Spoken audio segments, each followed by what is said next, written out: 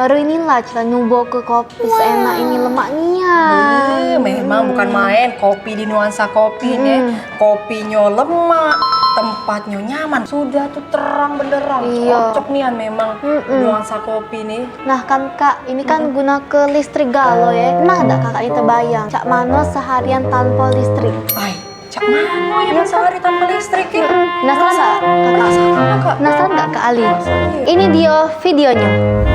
Apa jadinya kalau bukan cuma listrik di rumah kita aja yang mati, melainkan satu dunia? Kira-kira apa jadinya kalau dunia mati listrik seminggu lamanya? Pertama-tama mungkin kita bakal nikmatin hidup kayak di zaman batu, karena keluar nyari angin, ngobrol sama tetangga, dan tidur seharian. Tapi di sisi lain, ada orang yang kejebak yang bakal butuhin bantuan. Oke, sekarang kita tahu kalau mati listriknya super lama, bisa kejadian karena banyak penyebab. Tapi selain itu, nyatanya ada satu kejadian yang mungkin bisa nimbulin mati listrik di banyak tempat di masa depan. Kejadian apa itu?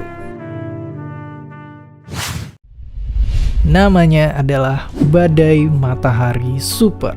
Untungnya waktu terakhir kejadian, bumi lagi nggak ada di lintasan yang dilewatin badai matahari.